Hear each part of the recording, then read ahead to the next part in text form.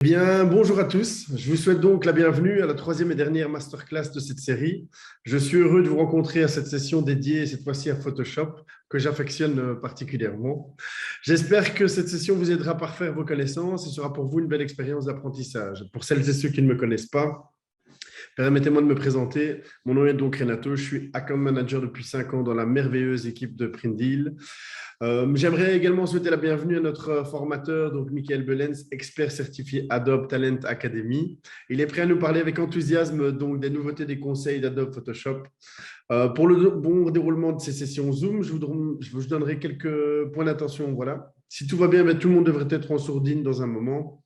Surtout si ce n'était pas le cas, n'hésitez pas à le faire vous-même. S'il y a des questions, n'hésitez pas également. Vous pouvez les poser dans le chat. Michael essaiera d'y répondre aux questions bien en direct pendant la session ou bien elles seront regroupées afin d'y répondre un peu plus tard. Parce que c'est parfois pas évident d'être interrompu. En outre, en haut du chat, je vous ai donc posté le lien qui vous permet de suivre en direct la formation avec les fichiers de travail, les présélections que Michael utilisera. Vous pouvez donc les télécharger immédiatement et comme ça vous aidera à suivre cela un peu plus précisément. Vous pouvez également travailler avec le document plus tard que vous pourrez suivre attentivement. Tout est également enregistré et vous recevrez donc dès demain un replay qui vous permettra de revoir cette session à votre propre rythme. Enfin, j'ajouterai que cette session elle-même est divisée en deux parties avec une courte pause de 5 minutes à mi-chemin vers 10h50 et la fin est normalement prévue vers 11h30. Donc voilà. Pour que tout se passe bien, mon collègue Wout sera également en coulisses pour recueillir les questions posées lors de cette session ou bien Mickaël répondra immédiatement. Donc ça, ce sera en fonction de… Je cède maintenant la parole à Mickaël. Merci beaucoup, Renato. Et bonjour à tous. Bienvenue, comme Renato a dit, dans la dernière session. Aujourd'hui, c'est autour des nouveautés de Photoshop.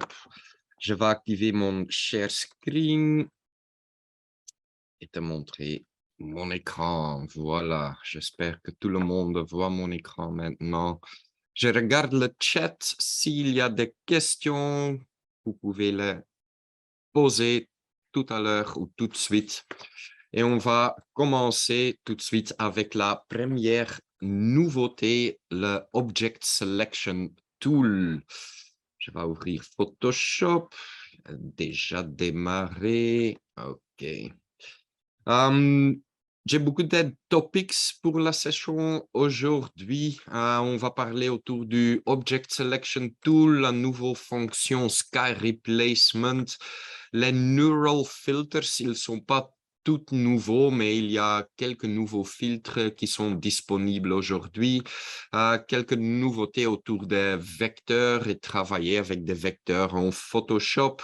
Quelques petites nouveautés et l'histoire Photoshop online et sur l'iPad. Ça, c'est la dernière topic de cette session. Alors, on va commencer avec la première document.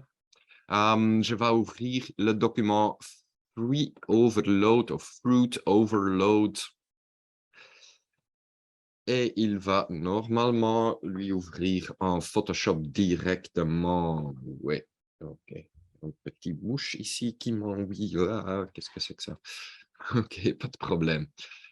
Alors, je vais déplacer ce petit barre de zoom. Bien. Donc, dans ce document ici, comme tu vois, il y a beaucoup de fruits et des objets séparés. Et depuis 2 ans, on a un nouveau outil. Tu le trouves ici, c'est le Object Selection Tool. Je ne sais pas le nom en français. L'outil sélection intelligent des objets, parfois, je ne sais pas. Donc, c'est l'outil sélection des objets. Il vous permet de détecter des objets, mais à ce moment, et ça c'est la nouveauté avec cet outil, à ce moment, il a déjà analysé l'image entière et essayé de détecter tous les objets qui sont présents dans le document. Donc, quand tu utilises votre souris et tu hovers autour des objets, comme tu vois, il fait une highlight de chaque objet indépendant.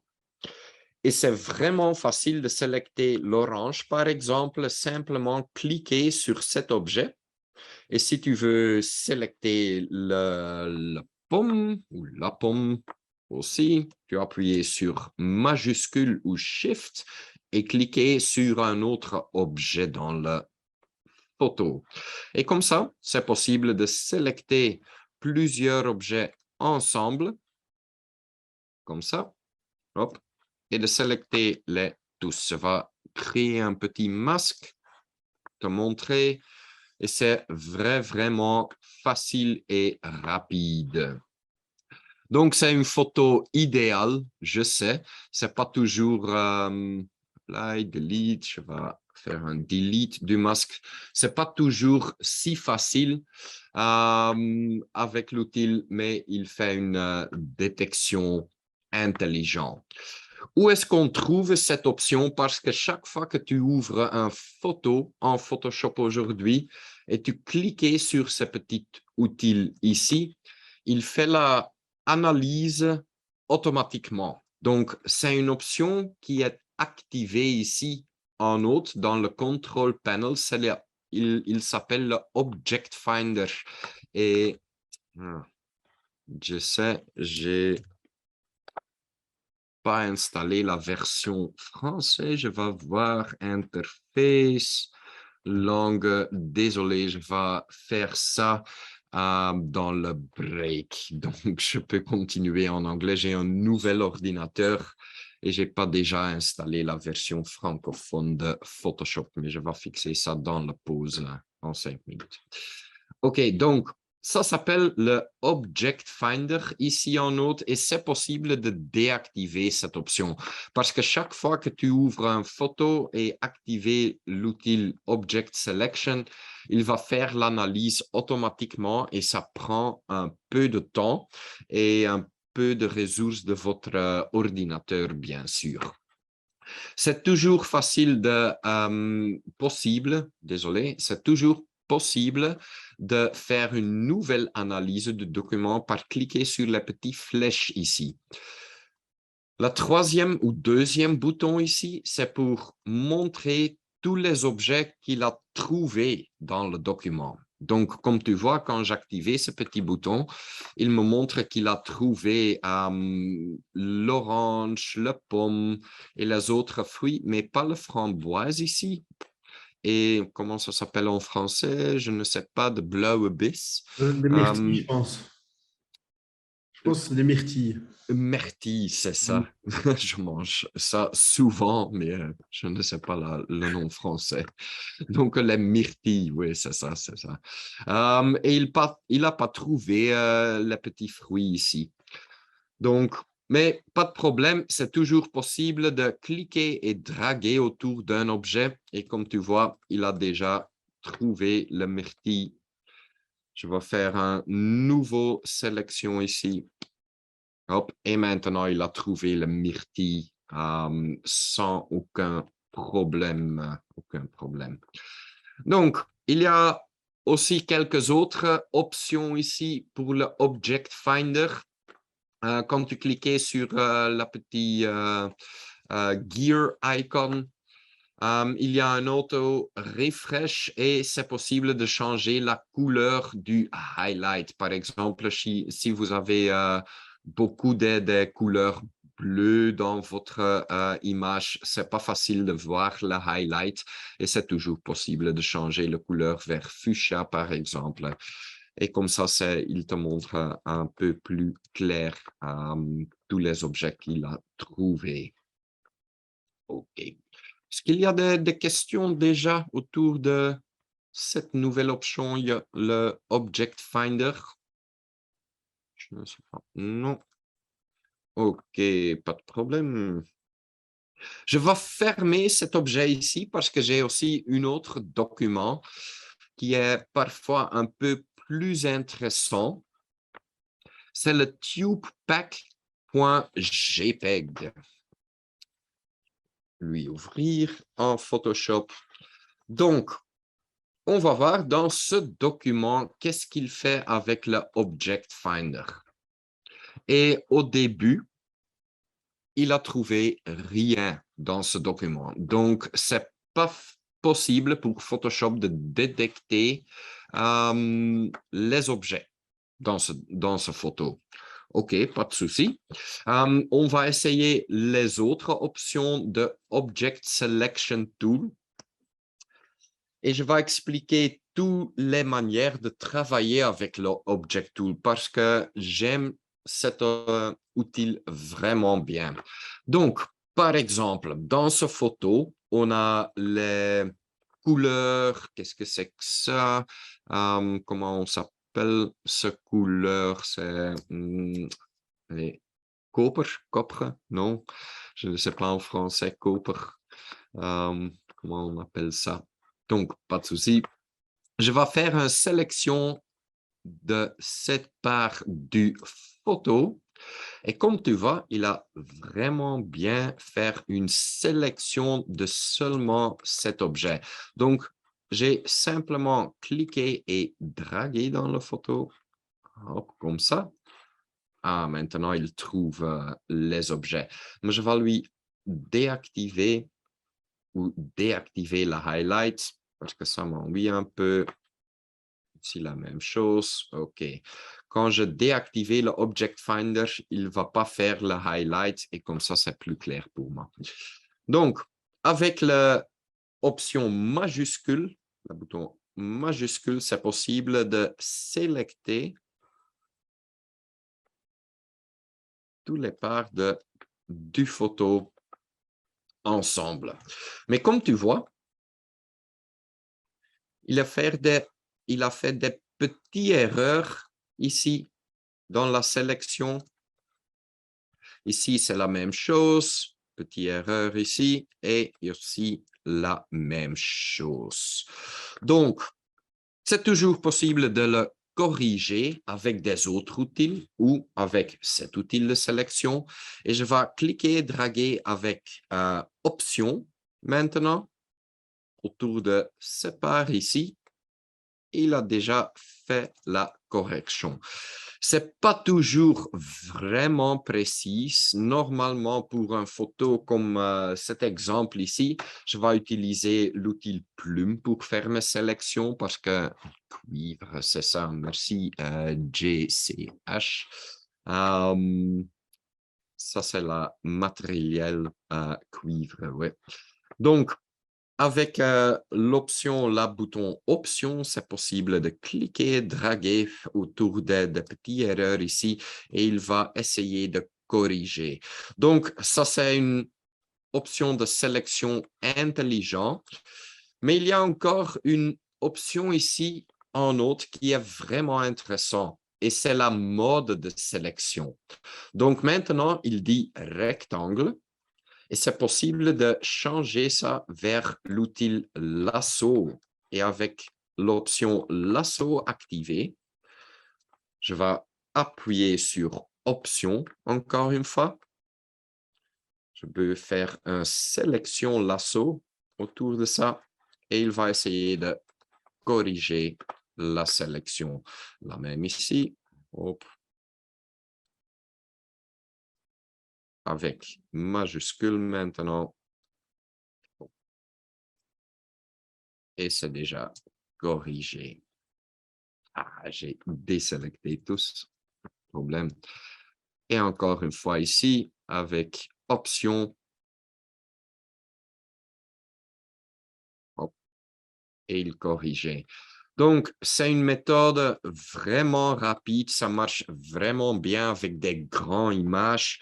Cette image ici, c'est 4000 pixels sur 3000 pixels.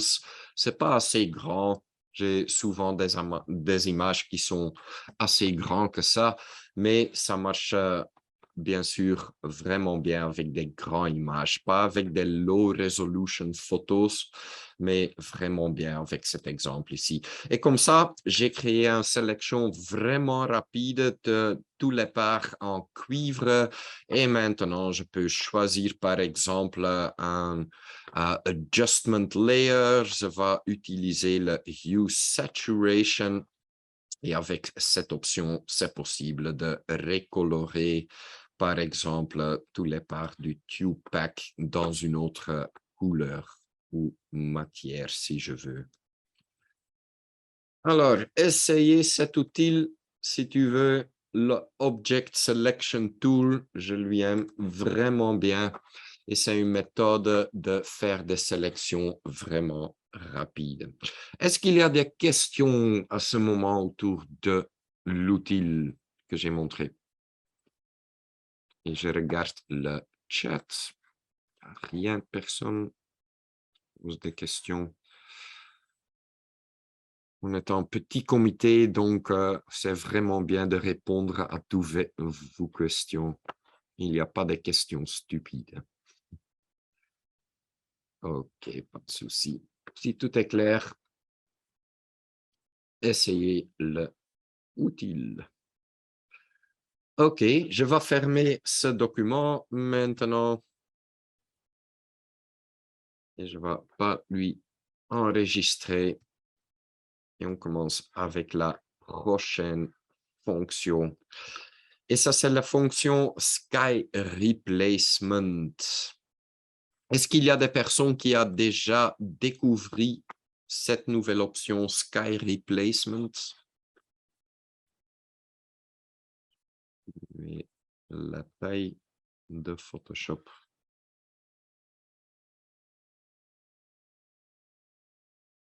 Je me suis cassé la tête dessus hier. Okay.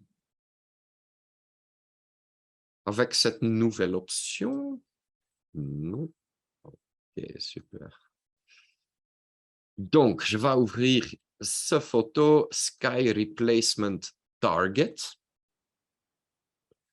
Et comme tu vois, c'est une belle skyline. Je ne sais pas de quelle ville, mais on va remplacer le sky. C'est une belle sky, pas de problème avec le sky, mais j'ai des autres photos ici. Des sky, j'aime mieux. OK? Mais où est-ce qu'on trouve l'option Sky Replacement? Comme tu vois, j'ai simplement ouvert la photo. Dans mes calques, ça dit Background et il est verrouillé. Mais ça, c'est pas de problème. Je vais dans le menu Edit et là, je trouve l'option Sky Replacement. Et en français, est-ce qu'il y a des personnes qui ont trouvé cette option? Et ont trouvé le nom francophone de cette option Sky Replacement. Malheureusement, je ne sais pas t'aider parce que moi, il est également installé en anglais sur le mien. Ah, ok, pas de problème. Donc, c'est facile pour toi. Hein? Donc, cliquez sur Sky Replacement et ça va activer une nouvelle fenêtre, Sky Replacement, et il va tout de suite te montrer le résultat de votre Sky Replacement. Donc, qu'est-ce qui se passe ici dans ce petit fenêtre? La première option avec le thumbnail vous donne une sélection des skies qui sont installés en Photoshop. Donc, tout le monde peut utiliser les mêmes photos ici et tu peux simplement cliquer sur un des skies. Il y a aussi des skies spectaculaires.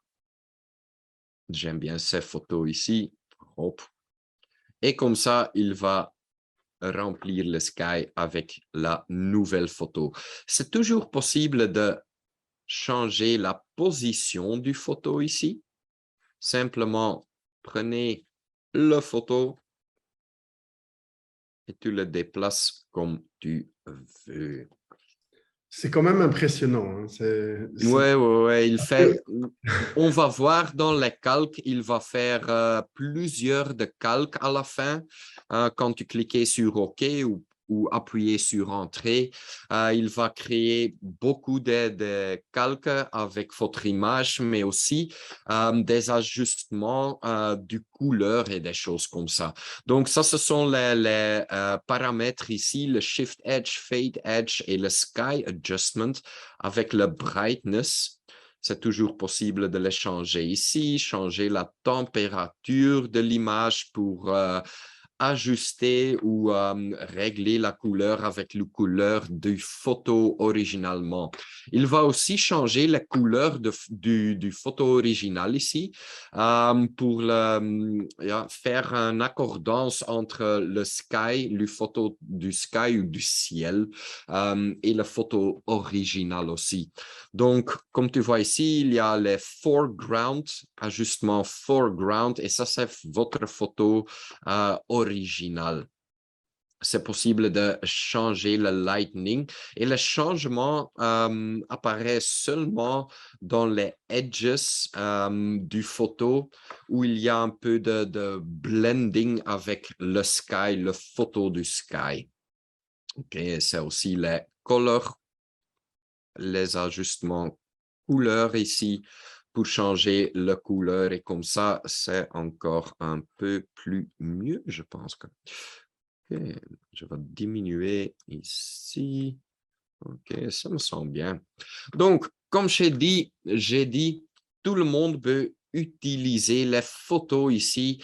Donc, je pense que c'est mieux si tu ajoutes votre propre skies. Et c'est vraiment facile de photographier votre propre skies quand c'est golden hour, environ de 6 et 7 heures. Il y a toujours des belles ciels visibles. Mais comment est-ce qu'on va ajouter notre propre photo du ciel? C'est possible avec ce petit bouton ici, Import Sky Images. Et comme ça, c'est possible de prendre les photos que j'ai ajoutées ici. Donc, j'ai un Sky 002 et le Sky 001. Je vais les ajouter les deux. Hop, encore une fois, le Sky 2. Et je vais aussi créer mon propre dossier ici dans le panneau. Hop. Guys, Michael, je vais lui appeler. Et comme ça, j'ai mon propre dossier. Et je pense que c'est possible de simplement cliquer et draguer. Et voilà, j'ai aussi déjà mon propre Sky dans la photo. Il y a quelques outils ici parce que c'est une fenêtre pas modale, mais une fenêtre dialogue, je pense qu'on appelle ça. Donc, à ce moment maintenant, c'est pas possible d'utiliser les autres outils. Et pour ça, il y a quelques outils ici, comme le même, et ça marche toujours avec le spacebar.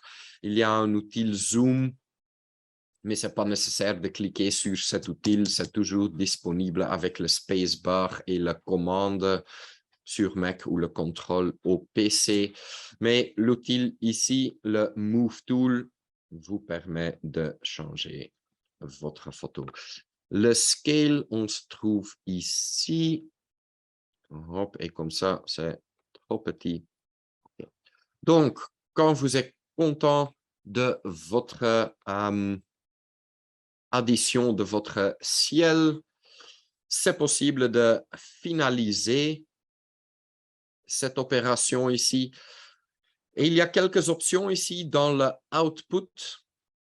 Et maintenant, il dit New Layer, c'est possible de demander un Duplicate Layer, mais je pense que c'est une option destructive. Il va faire un Flattened Image de toutes les images et je n'aime pas ça vraiment bien. Remplacement du ciel, tout simplement. Ah ouais. Merci, Kevin. Donc, je vais lui demander de créer des nouveaux calques pour moi.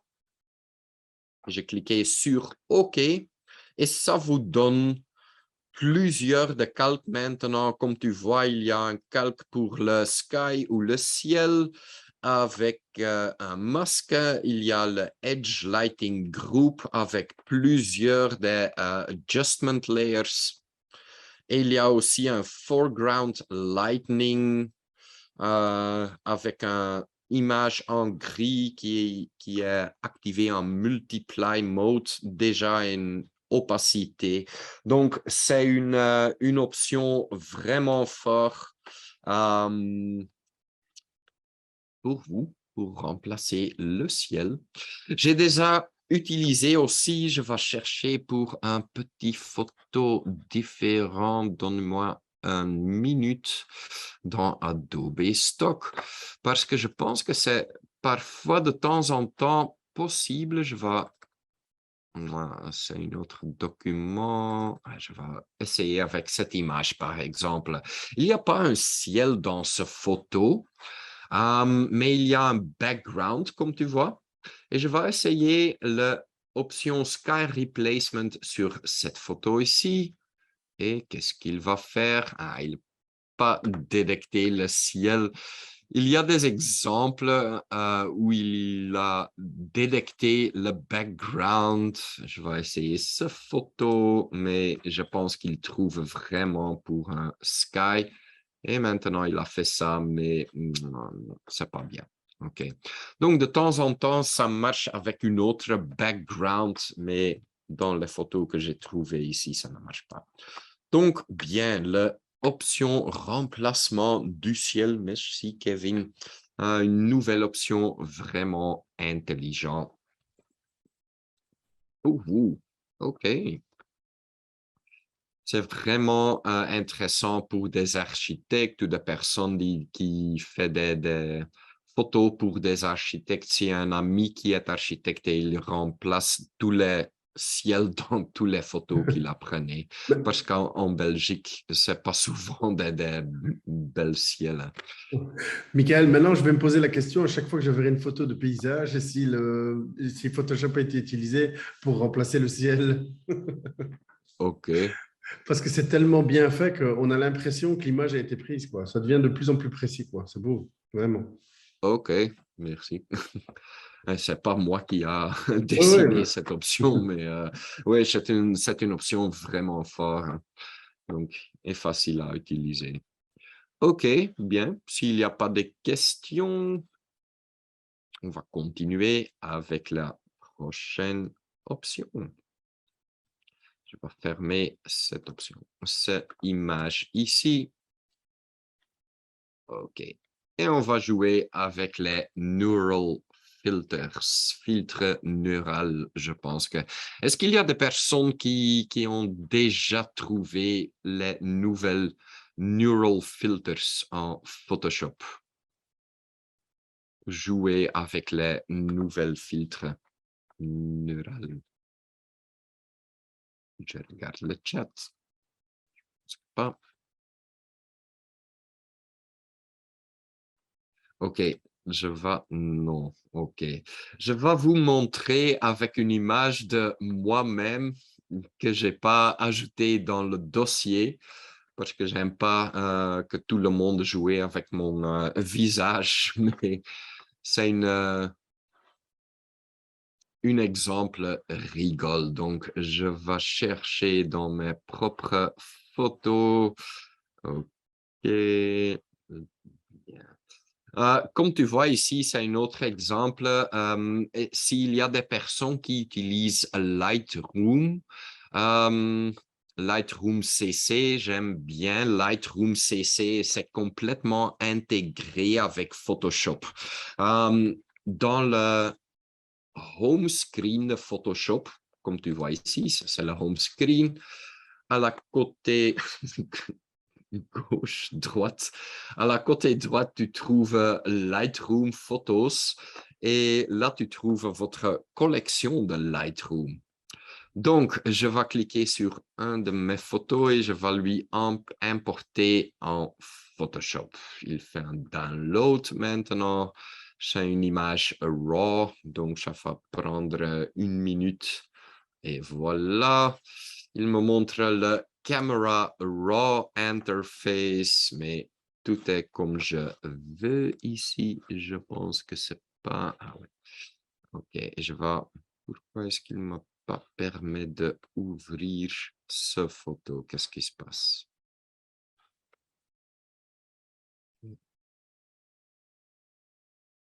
Qu'est-ce qui se passe, mon vieux?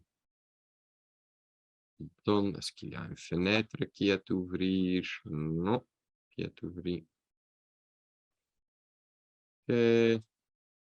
Ça, c'est bizarre. Ah, OK, OK. J'ai vu. Il y a une fenêtre avec... qu'est-ce qu'il aime? Ah, OK. Get started, ouais. Il y a un pop-up qui n'est pas visible. OK, donc, j'ai mon photo RAW.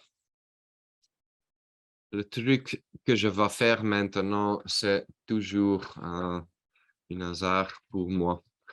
Ou dangereux.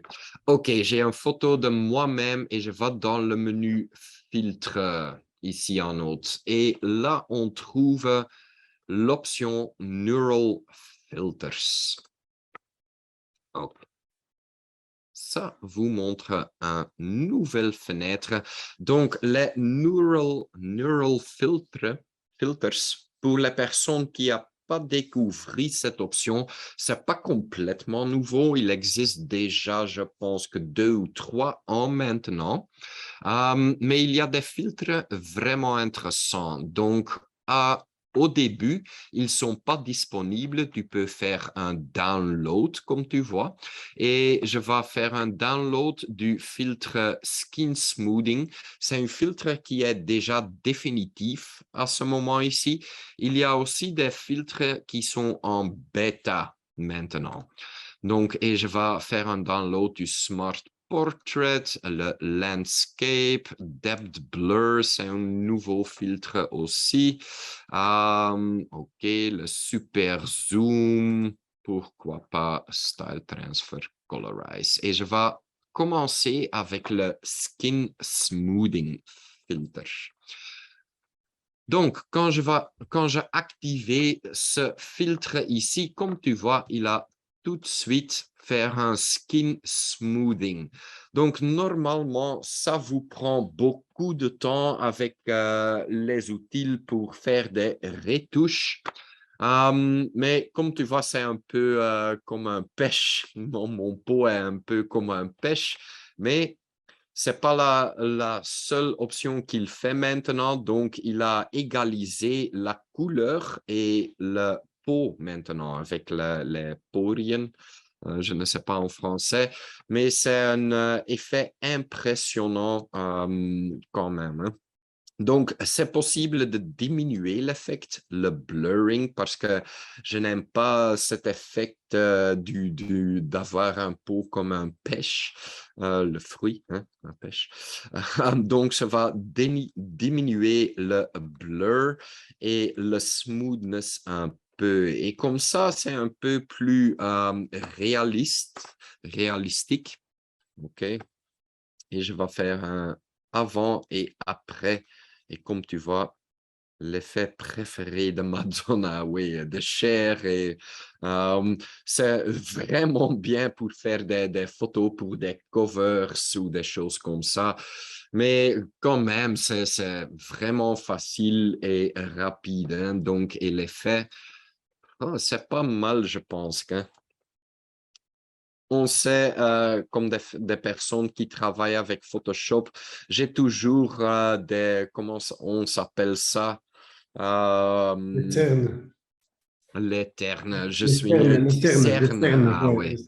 Ouais, je suis né avec mes cernes. Quand tu vois des photos, quand je suis Moi 6 aussi. ans ou 5 ans, j'ai déjà des cernes. Donc, voilà. Donc, mais comme tu vois, il a fait une correction des cernes et tous les autres Rides. Ce sont des rides rides, ouais, d'expression. ouais, Voilà. des rides d'expression dans mon photo. Hein. Et c'est pas une effet mal. Hein. OK. Donc, à la fin, ici, on a aussi une option New Layer. dans l'output. Donc, c'est une option non destructive. Mais je pense qu'avec les filtres intelligents, on va voir, nous layers, les autres options, je vais lui demander d'activer un smart filter. Ça, c'est aussi non destructif. OK. Et je vais cliquer sur OK. Et il a changé mon photo dans un smart object, un objet intelligent, avec le smart filter. Et avec le smart filter, le filtre intelligent, c'est toujours possible de ouvrir le filtre encore une fois et de changer les options ici. Donc, si c'est un peu plus smooth, je vais diminuer le blur encore un peu, faire 10 et le smoothness faire 30. Et OK, parfois c'est un peu plus mieux comme ça. Et je vais cliquer sur OK. Comme je vois maintenant, il a arrêté le download, donc je vais réactiver le download ici. OK, un autre filtre qui est présent maintenant, c'est le super zoom. C'est pour faire des enlargements de votre photo. Zoom in and crop an image. Mais ça, c'était avec une nouvelle méthode de calculation qui est vraiment fort. C'est toujours pas si possible d'agrandir une image intelligente en Photoshop. Il est vraiment bien et intelligent avec les enlargements, mais le super zoom, c'est quelque chose de nouveau. Donc, il va faire un enhance du photo et on va voir quel enlargement est-ce que je veux. OK, une fois, deux fois, trois fois. On va voir. Je vais faire un nouvel cadrage. OK, il est en train de calculer. OK, drag to pan image. Et c'est pas possible de finaliser. Enhance face details processing on device. Ready. Et ça prend un peu de temps parce que c'est un effet lourd. Hein. OK. Ceci, ça prend beaucoup de temps. Parfois, ce n'est pas la meilleure image. OK, et on va rigoler avec Michael à ce moment-là. Un des nouveaux neural filtres neural, c'est le Smart Portrait qui vous permet de changer l'expression d'une façade, pas façade. Donc, je vais me donner un souris, non, souris, ça c'est quelque chose d'autre. Rire. OK, donc, sourire. Oui, c'est ça. Merci, Stéphanie. Donc, comme tu vois ici, il fait la processing du filtre dans le cloud. Donc, c'est pas... C'est horrible, je sais. Il essayait de faire moi un peu de sourire, mais c'est tellement bizarre, comme tu vois. Donc, bon, non, je vais déactiver ça.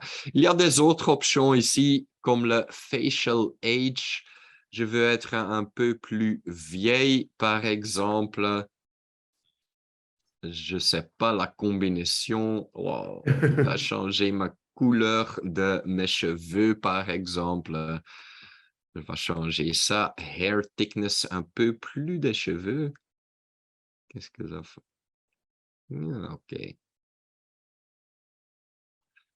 Donc, ouais, c'est en bêta. Je ne sais pas si c'est vraiment intéressant ce filtre, mais essayez de jouer avec les options ici. L'expression, surprise. OK. Voilà. OK. Il n'a pas changé beaucoup. Et maintenant, je suis pas content. OK. Voilà. Donc, des nouveaux filtres neural. Je vais faire un cancel de cette image parce qu'il y a des nouveaux que je trouve intéressants. Et je vais commencer avec le Color Harmonization. Donc, j'ai la photo du hipster ici. Et j'ai une photo du Color Harmony. Je vais les ouvrir ensemble et je vais faire ça comme ça. Je vais ouvrir ce photo au début ou premièrement, désolé. Donc, la photo Color Harmony, j'ouvrir le Finder et je vais draguer la photo du hipster dans ce document ici. Je vais utiliser la sélection, faire une calque ou un masque sur cette photo ici pour avoir seulement le hipster dans la photo. Et j'ai encore l'outil Object Selection et je vais simplement utiliser le Select Subject, l'option Select Subject. J'espère que tout le monde a déjà découvert cette option parce que c'est pas nouveau. Ça existe depuis, je pense que 4 ou 5 années. Donc, je vais faire un Select Subject et je vais faire une masque sur la calque. OK, comme tu vois, les deux photos sont pas la même. Une photo est dans le soleil et l'autre est au soir, au sunset. Au sunset. OK. Et je peux changer les couleurs. Donc, pour faire des compositions des photos ou des collages, c'est pas toujours facile de faire un color match entre les photos différentes. Donc, et c'est pour ça qu'ils ont inventé un nouveau neural filter et c'est le color harmonization. Donc, je vais activer cette option ici. Harmonisation des couleurs. Et il me demande d'utiliser quel calque. Je vais sélectionner le background. Et qu'est-ce qu'il a fait? Le résultat est pas assez bien, je trouve. De temps en temps, ça marche plus bien. Saturation, on va voir. OK, le résultat n'est pas assez bien. Plus de rouge. Okay, je vais essayer l'autre direction. Donc, je vais faire un Smart Object dans mon background, mais je sais, c'est pas le résultat que je veux. Attendez, est-ce qu'il y a une autre photo? Je vais chercher ici dans mes photos dans la librairie. Par exemple, cette photo ici. Ah ouais. Hop, changer.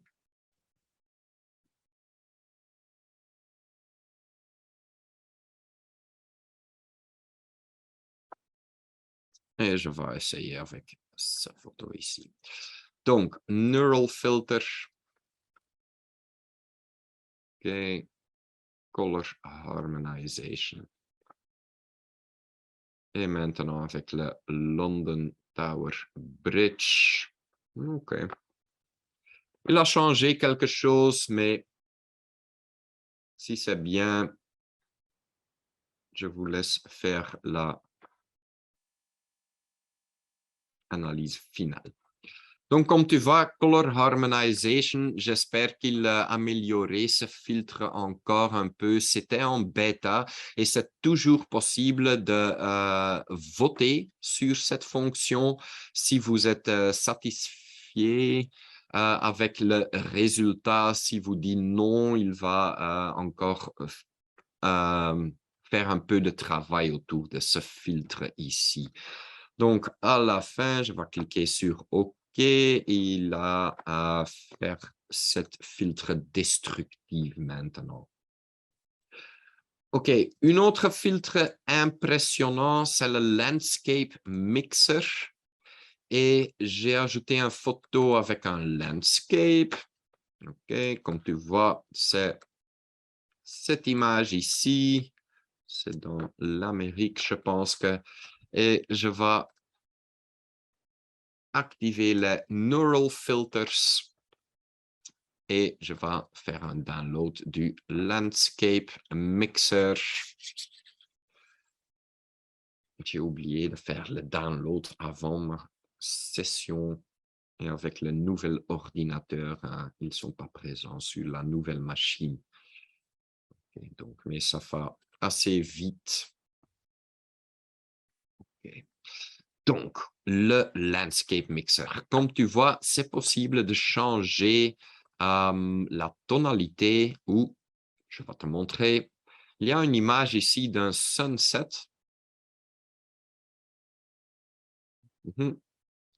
Il fait les calculations sur mon ordinateur maintenant.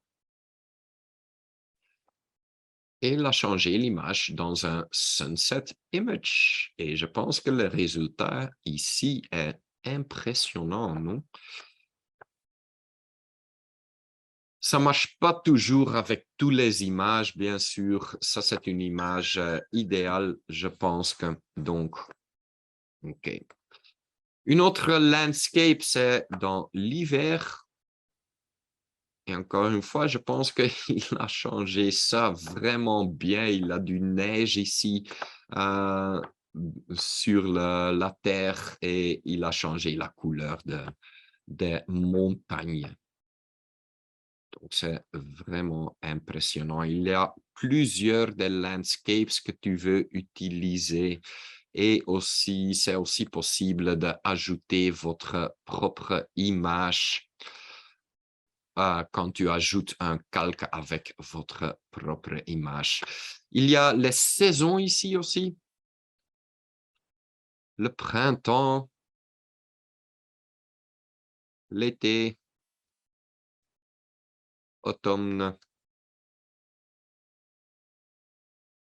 l'hiver. C'est vraiment impressionnant qu'est-ce qu'il fait avec ce filtre, non? OK, donc, pour toutes les personnes présentes, essayez tous les nouveaux filtres Neural. Ils sont en train de créer encore des autres filtres et si vous êtes intéressé, par exemple, ça c'est une filtre que j'ai déjà plusieurs fois cliqué sur I'm interested, le Shadow Generator.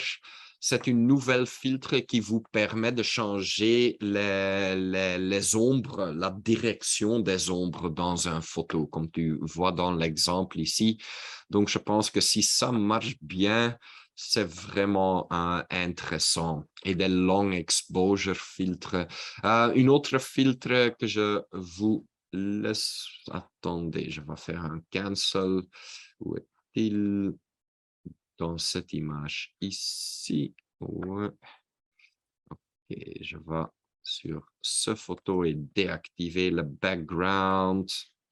Un autre filtre que j'aime bien, que j'espère il va améliorer, c'est le depth blur. Tous les photographes ici connaissent l'effet de depth of field et ça, c'est un filtre qui vous permet d'ajouter le depth of field dans votre photo, comme tu vois ici. Donc, ça m'intéresse vraiment bien ici. OK. C'est time pour le break. 5 minutes, je Oui, pense que. Donc, je 5 vais... minutes. OK, très bien. Allez, Donc, à tout à l'heure. On se dit vers 57, ouais, 58. Allez, très bien. à tout à l'heure. À tout à l'heure.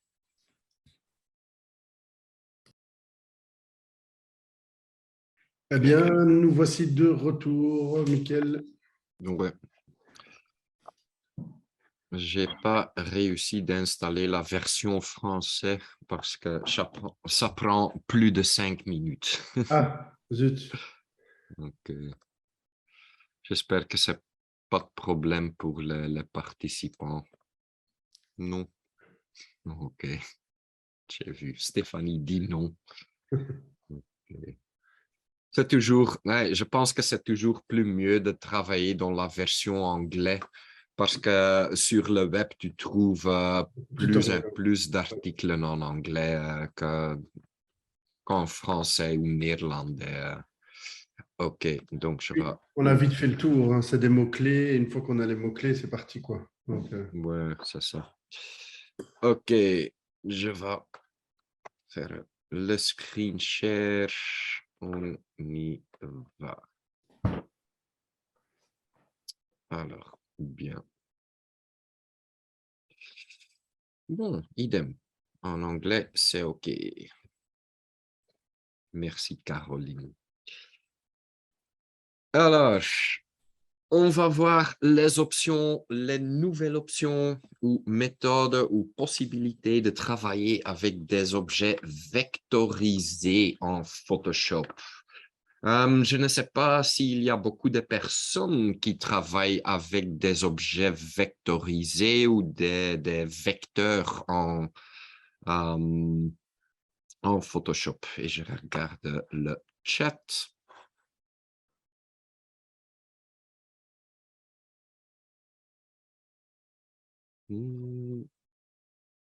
Oui, hein, Aline utilise souvent. J'aimerais plus utiliser, oui. OK. Donc, c'est on va presque ouvrir. bon. Ouais, excusez-moi. OK. Donc, on va ouvrir le dossier 04 Vector Support.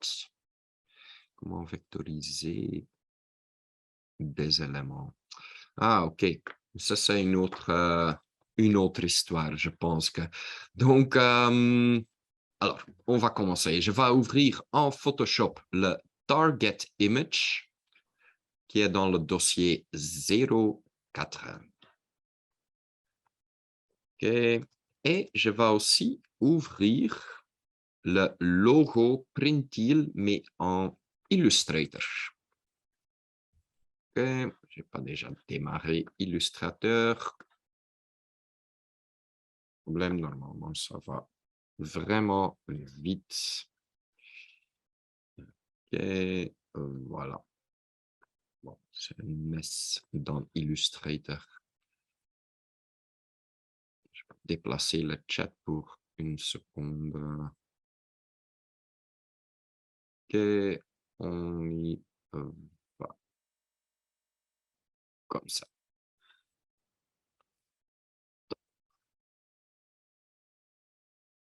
Donc, comme tu vois, j'ai le logo de Printdeal ici et bien sûr, c'est un logo en vecteur, format vecteur. Et je vais sélectionner le logo et je retourne à Photoshop. Et je pense qu'il y a beaucoup de personnes qui ont déjà fait ça, de copier-coller des éléments vecteurs du Illustrator vers Photoshop. Donc, je vais coller en Photoshop. OK, voilà. Et ça vous donne ce petit fenêtre. C'est toujours les options ici, ou la question, qu'est-ce que tu veux quand je colle en Photoshop? Donc, depuis plusieurs années, je pense que tout le monde ici fait la sélection de Smart Object, c'est le défaut aussi, ou c'est aussi possible de coller un Shape Layer, un Path ou Pixels. Mais il y a une nouvelle option aujourd'hui et c'est l'option Layers. Donc, qu'est-ce que ça fait? OK, j'ai cliqué sur OK. Hop. On va voir dans les calques. Some of the content in the selection will be rasterized. Bon. Qu'est-ce qu'il y a? Raster. Oh, oh. Qu'est-ce qui se passe? Il n'a pas gardé le vecteur. Pourquoi pas? Normalement, ça marche. Alors, c'est comme ce Razer, s'il y a quelque chose qui peut manquer, ça se passe. Hein. Ok, je vais changer ou créer quelques layers. Parfois, ça c'est la erreur. Donc, je vais faire encore une fois la sélection. Je vais copier-coller en Photoshop. Layers, preserve Illustrator attributes, layer structure and relative positioning. Mais alors... Ok, je vais essayer avec une autre, désolé, mais je vais essayer avec une autre logo vectorisé parce que normalement, ça marche. Ok, j'ai des donuts ici qui sont vectorisés. Je vais la copier. Photoshop, déactiver ça. Ok, et je vais coller. Layers. Okay. Maintenant, il est en train de pasting tous les layers. Je ne sais pas qu'est-ce qui se passe avec... Ah. Mais alors... Normalement, il va coller tous les layers comme des vecteurs shapes. Et c'est possible de les changer. Comme ce sont des vecteurs. Ok, il y a des paths ici.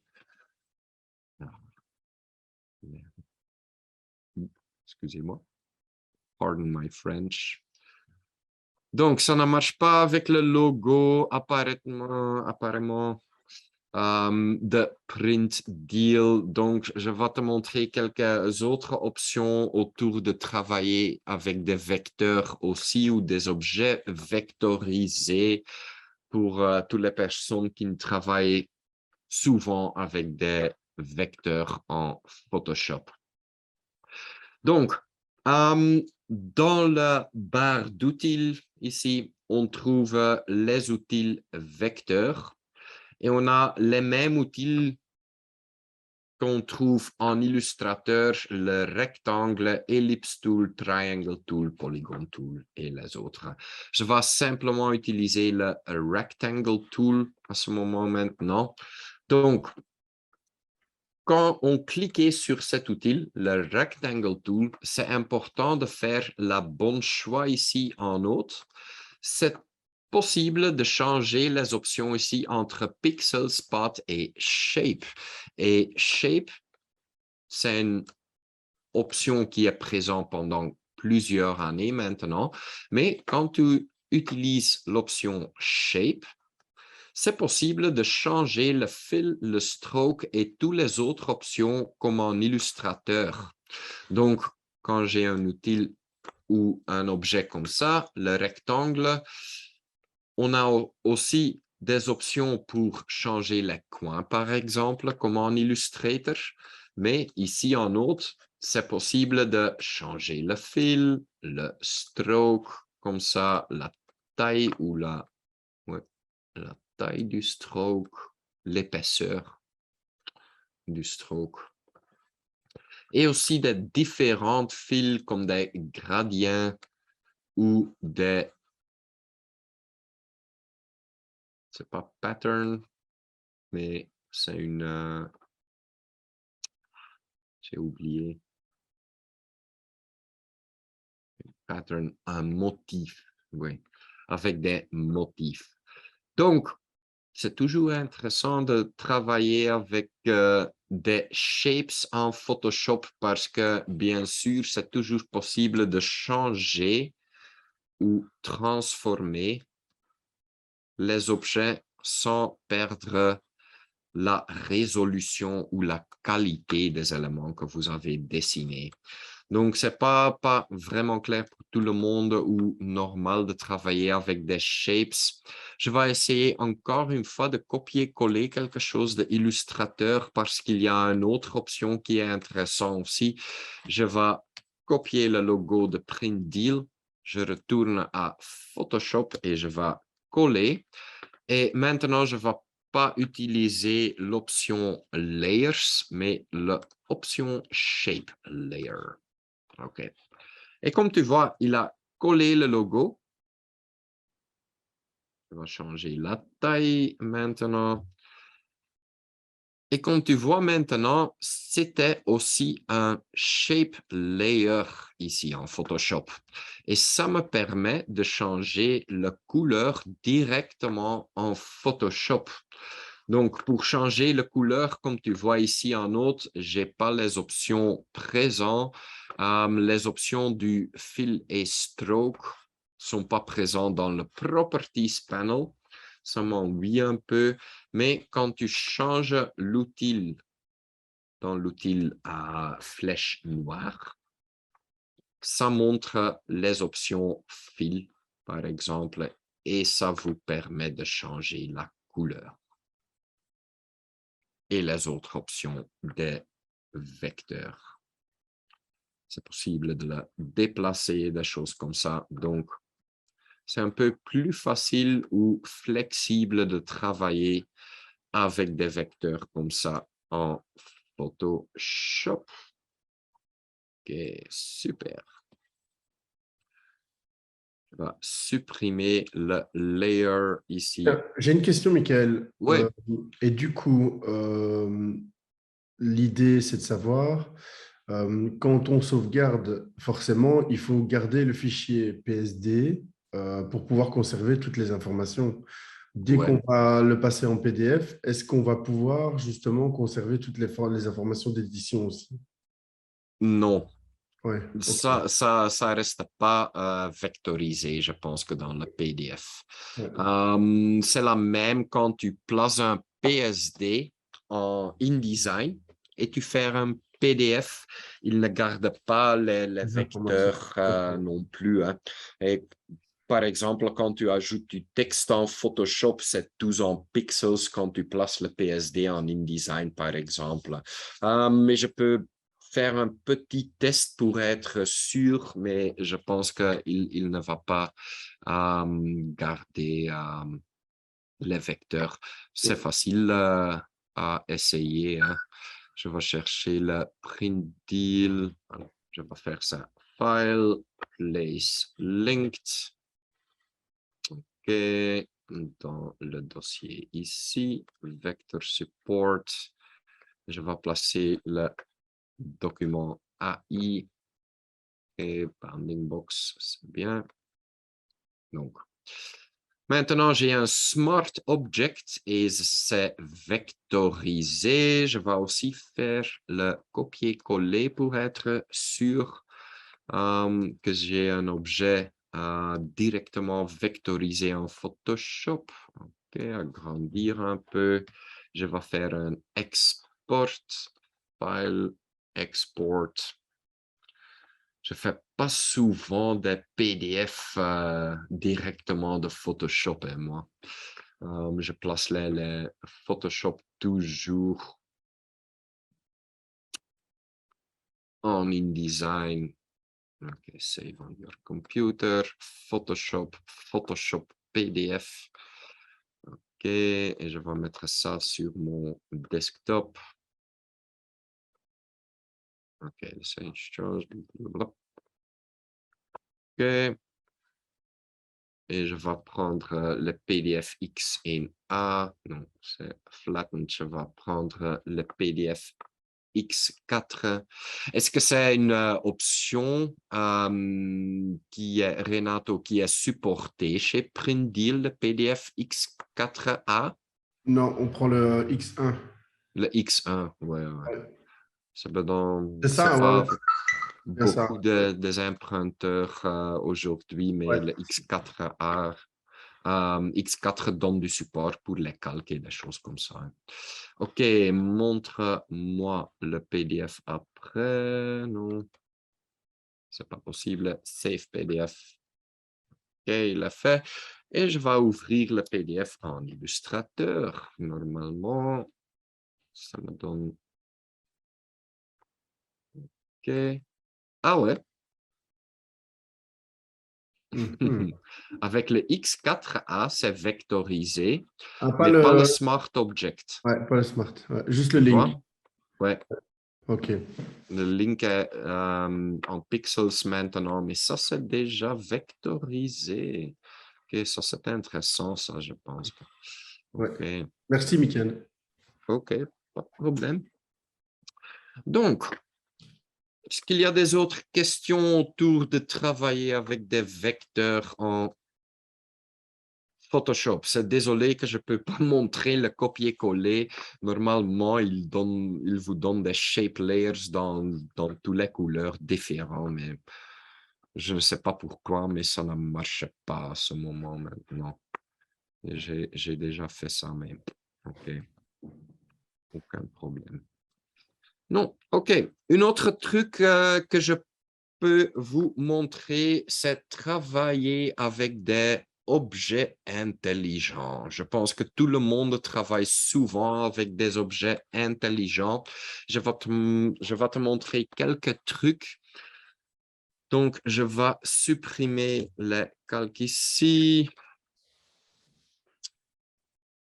OK. Et je vais placer un logo en vecteur. Donc, j'ai déjà fait ça quelques minutes passées, mais quand je ajoute des logos ou des autres trucs vectorisés en Photoshop, il y a des méthodes différentes de les placer en Photoshop. Donc, je pense que beaucoup de personnes vont copier-coller leur vecteur et choisir l'option Smart Object ou Objet intelligent. Des autres méthodes d'ajouter des choses en Photoshop, c'est avec le Place commande, comme on fait en InDesign. C'est possible de placer des images en InDesign ou des logos, des Word files. Et ça existe en Photoshop aussi. Donc, en Photoshop, on a deux options pour placer des objets ou des documents dans ce document Photoshop. Donc, les deux options, c'est Place Embedded et Place Linked. Je pense que la différence est claire, mais je vais faire les deux pour te montrer. Donc, Place Embedded. Je vais choisir le logo et Vector Support, où ce sont les mêmes dossiers ici dans 05. Et je vais placer le logo une fois. OK. Là. Et je vais encore une fois faire le Place Linked. Et je prends la même logo, pas de problème. OK, voilà.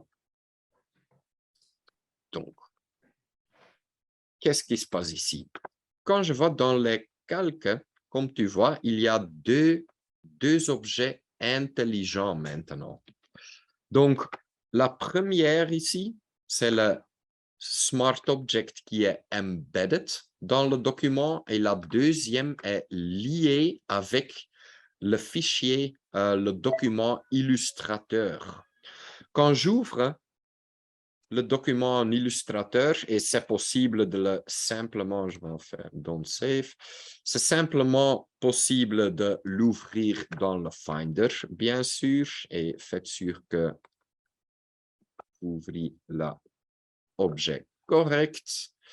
Désolé, Renato et les autres de Printil, mais je vais changer la couleur de votre logo. Non, Oui. on ne peut pas. Voilà. Je vais enregistrer le document et je retourne vers Photoshop. Et comme tu vois, il a changé l'objet intelligent qui est lié maintenant. OK? Donc, ça, c'est super, mais ça ne se passe pas avec l'autre parce que ça, c'est embedded.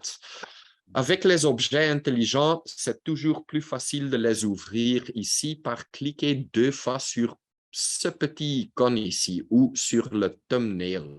Quand je cliquais 2 fois sur le thumbnail, il me dit « After editing the contents, blablabla, patati patata ». Oui, OK.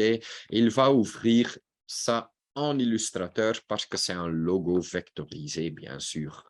Et après, c'est possible de changer la couleur ici, encore une fois. Voilà, je vais enregistrer, je retourne vers Photoshop et il a fait le update. OK, donc, j'aime bien la deuxième méthode de travailler avec des objets qui sont liés, avec un lien vers l'objet ou le document original. Avec des documents ou des smart objects qui sont liés avec votre Photoshop file, c'est important de faire des packages à la fin. C'est un truc qu'on fait souvent en InDesign quand tu peux envoyer le document InDesign vers une autre designer, par exemple, ou l'emprunteur, ou des choses comme ça vers une autre personne. C'est nécessaire d'emballer le document avec tous les liens et les polices. Donc, ça, c'est aussi possible en Photoshop aujourd'hui. Bien sûr, quand on travaille avec des place linked, des objets qui sont linked, c'est nécessaire de faire un package ou emballer tous ensemble. Et tu trouves cette option ensemble avec place linked. OK? Donc, comme ça, c'est possible d'emballer le document. La même truc, je n'ai pas dit ça la session passée du Illustrator, la même option existe en Illustrator aussi. C'est possible de placer et il y a une option Package en Illustrator. Et pendant plusieurs années, maintenant, je travaille en Illustrator et Photoshop comme je travaille en InDesign. Tous mes trucs que je place en Illustrator, Photoshop sont toujours liés et à la fin, je vais faire des packages si c'est nécessaire de transférer toutes les choses ou les trucs vers des autres personnes ou vers mes collègues ici à Typographics. OK. Alors, un autre truc que je veux expliquer en travailler avec des smart objects. Et ça se passe toujours quand tu travailles avec des smart objects vectorisés, parce qu'à ce moment ici, c'est pas vraiment clair, mais ce objet ici, ce smart object, c'est un smart object vecteur. Et il n'y a pas une indication sur le smart object que c'est un objet vectorisé. Mais quand je peux transformer mon smart object, et je pense qu'il y a beaucoup de personnes qui ont déjà vu ça, c'est pas possible de transformer en perspective et distort. Ils ne sont pas disponibles. La même chose pour le warp et des choses comme ça, ils ne sont pas disponibles à ce moment maintenant. Pourquoi? Parce que c'est une smart object vecteur. Quand je place des autres images, par exemple, dans ce document, et je vais chercher dans le Finder, attendez, j'ai Photoshop et je vais ouvrir une autre. Je vais prendre, non pas cette image, mais cette image ici. Je vais mettre ça en Photoshop. Cliquez 2 fois. Comme tu vois, c'est un Smart Object, mais c'est embedded. J'aime pas ça. Petit truc pro pour tout le monde. Quand tu cliquais et draguais en Photoshop, quand tu drops l'image, ça fait un Smart Object qui est embedded. Mais quand tu appuyais sur Option, c'était lié. Okay? Donc, j'aime bien cliquer et drag des images de mon Finder dans Photoshop, Donc, quand tu fais ça avec Option, appuyer sur Option, ça fait des Smart Objects qui sont liés avec le document original. Donc, quand je transforme une image, par exemple, j'ai les options perspective, par exemple, et ça, c'est pas disponible avec l'objet. OK, attendez, avec le Smart Object vectorisé. Je vais roter comme ça un peu. Hop. Et je vais skew, non, distort. Voilà. Et je peux aligner l'image un peu plus facile avec les coins ici du iPad. Ça, oui, je sais, c'est pas assez bien. Mais avec le logo, comme j'ai montré, c'est pas possible à ce moment. Comment est-ce qu'on peut changer ça? Et c'est vraiment stupide, le truc que je vais montrer. Tu peux simplement réemballer le Smart Object dans une autre Smart Object. OK? Donc, je vais dire Convert to Smart Object encore une fois. Maintenant, mon Smart Object est vecteur est emballé dans une autre Smart Object. OK? Donc, je peux cliquer 2 fois ici, ça ouvre en Photoshop et dans ce Smart Object ici, comme tu vois, logo Print Deal PSB, ça c'est mon Smart Object. Je trouve le Smart Object vectorisé. Donc ici, maintenant, quand je fais un transform, c'est possible d'utiliser Warp, Distort et Perspective. Je vais roter encore des trucs que je peux montrer, mais je vais faire ça vraiment rapide. Et après, je peux utiliser, désolé, le distort, par exemple, pour changer ça. OK, comme ça, vous avez votre Smart Object qui est vectorisé et c'est toujours possible. C'est un peu Inception, comme le movie Inception. Tu peux travailler avec plusieurs de Smart Objects emballés dans des autres Smart Objects, mais la source est sauvée. La source est toujours le vecteur, comme ça. OK, OK, bien. Est-ce qu'il y a des questions ici autour de ce truc que j'ai montré? Je vais supprimer ça, je vais supprimer ce calque ici aussi. Et je peux vous montrer encore une petit truc qui est vraiment intéressant. Ah, OK, je vais créer quelques objets. Donc, je ne sais pas s'il y a des personnes qui font des Smart Objects directement en Photoshop. Mais dans mon exemple, j'ai 3 calques maintenant et je sélecte les 3 calques. C'est possible de créer un Smart Object autour des 3 calques maintenant. Donc, comme ça, j'ai un Smart Object, j'ai créé un Smart Object, je peux lui ouvrir et dans le Smart Object, je trouve mes 3 shapes. Mais une petite nouveauté ici, c'est la possibilité de comment on appelle ça, déemballer le Smart Object. Donc, c'est possible de changer le Smart Object dans des layers et il va déemballer, je pense qu'en français, les 3 calques et ils sont là maintenant. OK? Donc, emballer, créer un Smart Object et déemballer le Smart Object est possible aujourd'hui. Et ça m'a j'ai oublié une petite chose au début de ma session.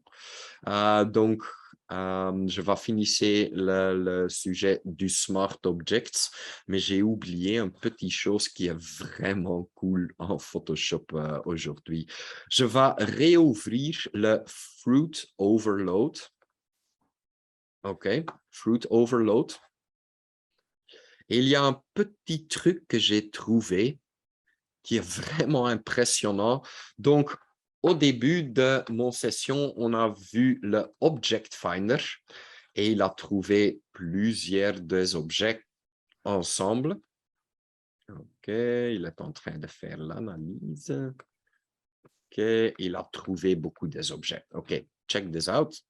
Quand je cliquais droite sur le calque, layer nul, on trouve une fonction mask all objects. Faire son travail. Generating masks, layer groups automatically from objects. Ça va prendre un peu de temps, mais il va créer des masks, comme tu vois, pour tous les objets qu'il a trouvés dans le document. OK? Ça, pour moi, c'est impressionnant. Ce sont simplement des dossiers avec leur propre calque. Donc, il n'y a pas déjà une image là-dedans, mais ça vous permet de, par exemple, mettre un adjustment layer ou quelque chose comme ça dans ce dossier. Et c'est lequel? C'est lequel? Ah, OK. La fraise. C'est la fraise maintenant. Tu vois? Donc, il fait des calques ou des masks pour tous les objets ensemble qu'il a trouvés. Et ça, c'est vraiment, vraiment intéressant et Un sacré gain de temps. impressionnant. Ouais, un Ouais, sacré ouais, gain de temps, ouais, ouais. vraiment. OK, super. Bien. Je vais fermer ce document. J'ai oublié cette petite option et c'est vraiment significant, je pense. Alors, je vais fermer ce document ici aussi et je pense qu'il y a encore quelques petites choses, mais on a encore 10 minutes. OK. Donc, small but great. Est-ce qu'il y a des personnes qui ont déjà essayé de prendre des photos d'un site de web et le résultat, c'est une image en WebP? C'est un nouvel format qu'on trouve sur le web, des images WebP. Et tiens, ça m'ennuie un peu parce qu'il n'y a pas de support en Photoshop. C'est pénible. Ouais, aujourd'hui, Stéphanie, pas de problème. Photoshop peut ouvrir les documents WebP et c'est aussi possible de créer des documents WebP. Donc, les documents WebP, c'est un nouvel format spécial pour le web. C'est comme un JPEG, mais sans compression. Donc, sans pas perdre la qualité de votre image, OK? Donc, c'est un nouvel format pour le web, mais je vais ouvrir ce JPEG. Ici, ce document, c'est une JPEG, mais dans le export as, OK? On trouve, ah non, c'est pas ici, désolé, c'est le save as normalement. OK, attendez, je vais voir export. Non, c'est ici dans Save As. Oui, dans mon ordinateur. Et là, on trouve l'option WebP aujourd'hui. Et parce que c'est possible d'exporter le WebP sur mon desktop, sur mon bureau, c'est bien sûr possible d'ouvrir un document WebP aussi. OK, super. Petit, mais super non plus. Il y a aussi des improvements ou améliorations dans les gradients et je vais créer un nouveau document vide pour ça. OK, simplement ça et je vais prendre l'outil gradient. OK, et je vais dans les basics, non, dans les bleus par exemple ou les oranges, ils sont plus belles orange et je vais prendre ce gradient ici. Donc, la nouveauté ici avec les gradients, ils sont colorisés plus naturellement. Donc, j'ai besoin de ce fenêtre ici. Est-ce que c'est possible de créer un nouveau? Non, c'est pas visible ici. C'est possible que je peux créer un gradient fill layer. Ah, ici. OK. Donc, dans le gradient fill layer, on trouve une nouvelle méthode perceptuelle classique ou linéaire. Et avec classique, dans le passé, les gradients sont pas si belles où il y a des issues avec la couleur ici au centre. Et maintenant, avec perceptuel, il va changer la couleur un peu et ça améliorer le look du gradient. Perceptuel, c'est la nouvelle méthode du défaut. Donc, c'est mieux. C'est toujours mieux que la méthode vieille. OK. Et une autre nouveauté petit, c'est le pattern preview. Est-ce que j'ai un exemple? J'ai les ink blobs. OK. Je vais créer un nouveau document et je veux créer un pattern. Allez, Motif. motif, oui, c'est ça. Donc, je vais créer un motif de 600 pixels au 600 pixels. Je vais aussi ouvrir les ink blobs en Illustrator et je vais copier quelques ink blobs ici que j'aime. OK, copier, je vais vers Photoshop, je vais coller encore une fois, layers.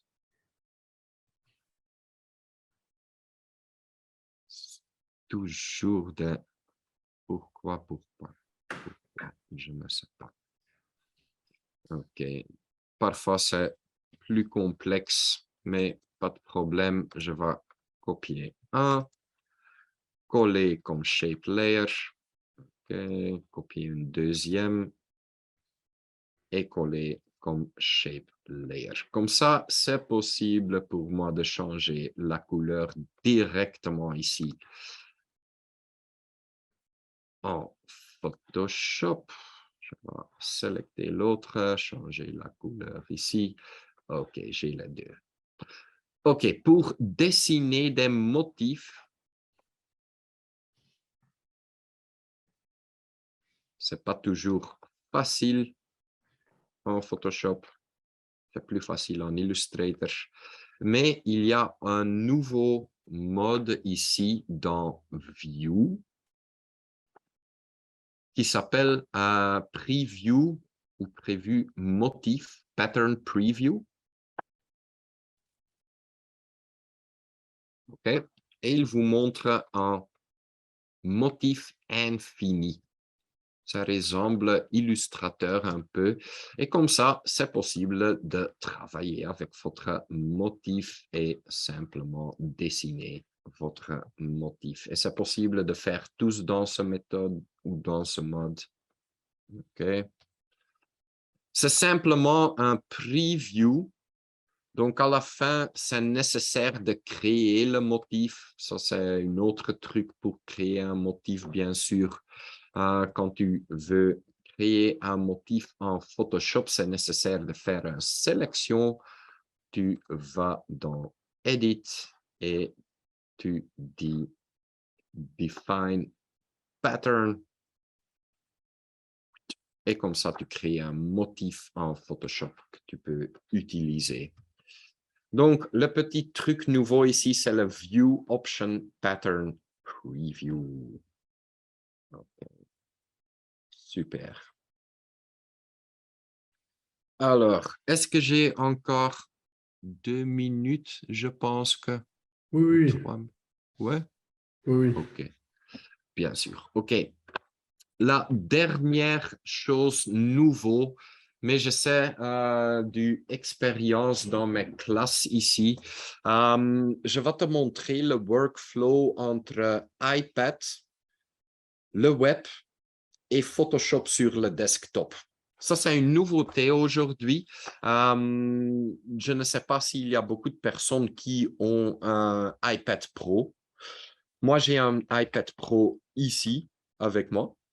Et Photoshop est disponible aujourd'hui sur l'iPad. Je vais activer QuickTime pour te montrer l'interface.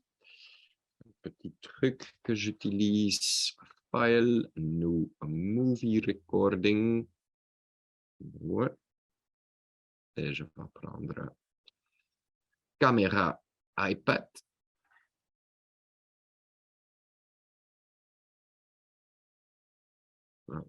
Voilà, il est là.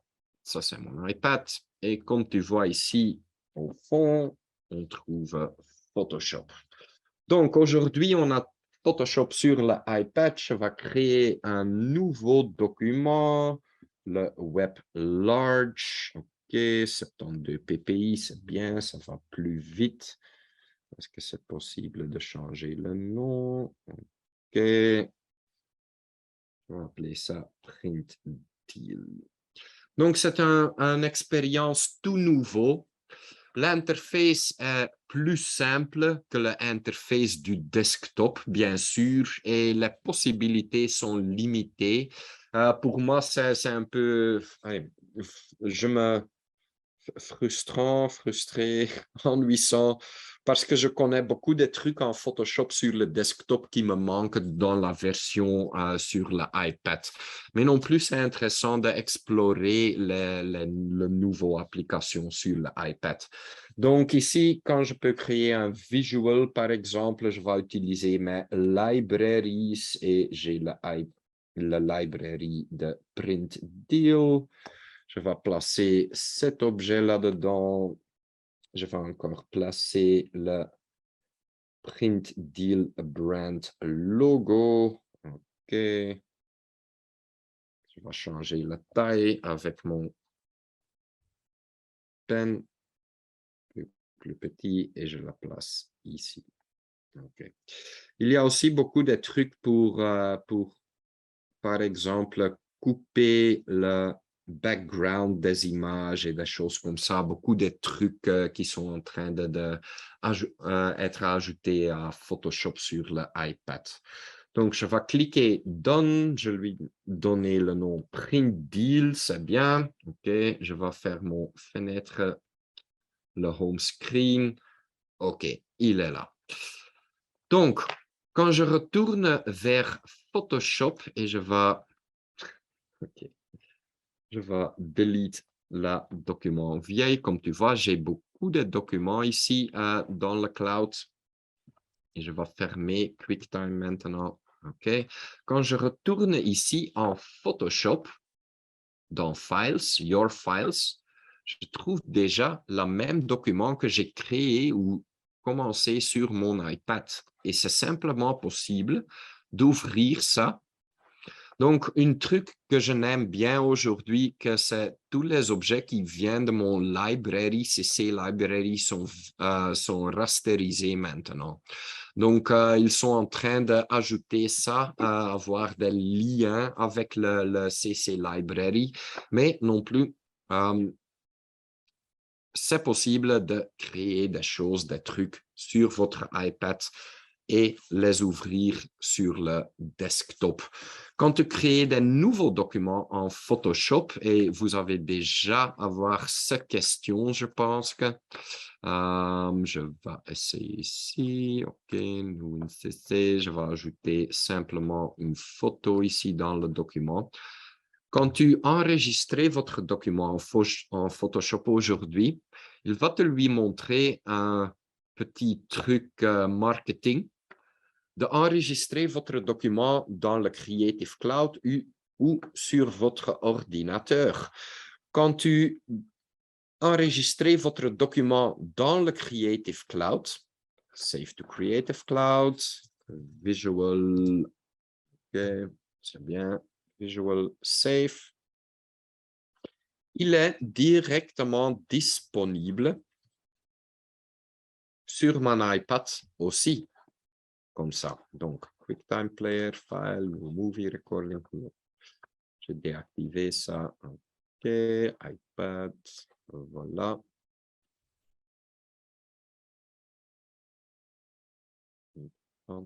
Voilà. Donc, comme tu vois, il est déjà présent. Je peux fermer le document ici. Et maintenant, c'est possible de l'ouvrir sur mon iPad. Voilà. Il manque un lien, comme je vois ici. OK, mais tu comprends, je pense que la combinaison du iPad et le desktop. Et un truc final, ça c'est très bizarre où il fait ça chez Photoshop. Je suis dans le browser maintenant et je suis sur le website assets.adobe.com.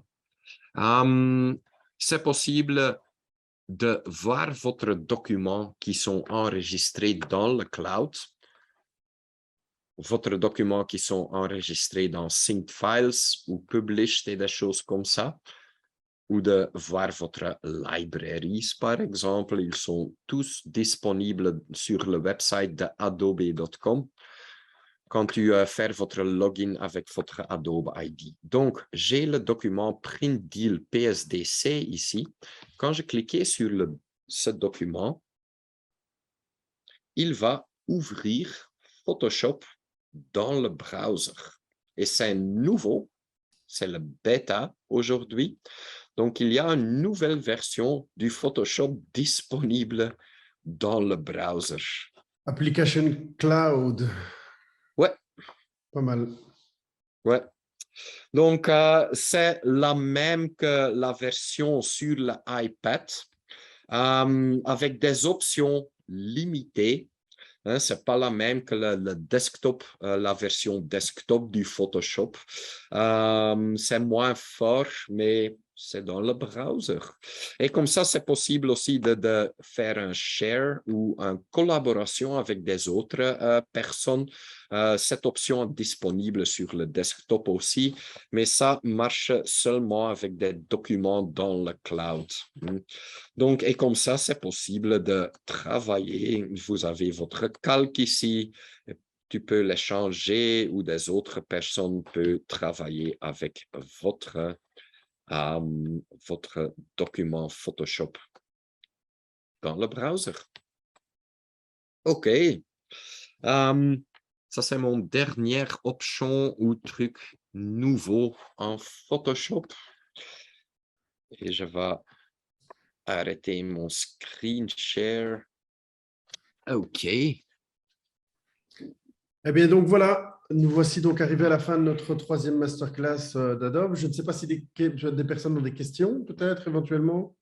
Des toutes petites dernières questions, parce que j'ai vu que Stéphanie avait mis que c'était pénible. Je ne sais pas ce qui était pénible. Donc, C'est le WebP ah ouais, OK. que Ah tu oui. trouves sur le web. OK. Ah oui, oui, voilà. Ben voilà. Voilà. Donc, indeed, effectivement. Donc voilà, ben écoutez, en tout cas, j'espère que vous avez apprécié. Merci pour votre participation. J'espère que vous avez apprécié les connaissances et l'enthousiasme de Michael, comme à son habitude. Je vous remercie personnellement également d'avoir suivi cette formation. De toute manière, si vous avez encore des questions sur cette session ou si vous voulez donner votre avis, comme à l'habitude, vous pouvez envoyer un email à marketing@sprintdeal.be, même sur l'impression d'ordre général. Et nous nous efforcerons d'y répondre dans les meilleurs délais. Pardon. Donc voilà, comme je vous l'ai dit, vous pouvez également regarder à nouveau cet atelier à partir de demain. Nous vous enverrons un email avec l'enregistrement de la journée. Donc voilà. Merci Julien, merci JHC. Il n'y a pas encore d'autres formations qui sont programmées à l'heure actuelle, mais forcément, ça arrivera. Donc, quoi qu'il arrive, restez connectés à notre newsletter, restez aussi également connectés à notre blog sur notre site internet Printdeal, et alors vous retrouverez pas mal d'informations à ce sujet. Donc voilà, en tout cas, quoi qu'il arrive, si vous avez la moindre question, vous pouvez nous envoyer un petit email. Mon collègue Wout, c'est moi-même et tout le reste de l'équipe sommes à votre écoute. De même que sur les 0800, n'hésitez pas. Donc voilà. Je vous souhaite une bonne journée à tous. Michael, une très bonne journée à Ouais, toi et plein de bonnes choses à tout le monde. Ça va? ouais. Au revoir. Merci, au revoir. Au revoir.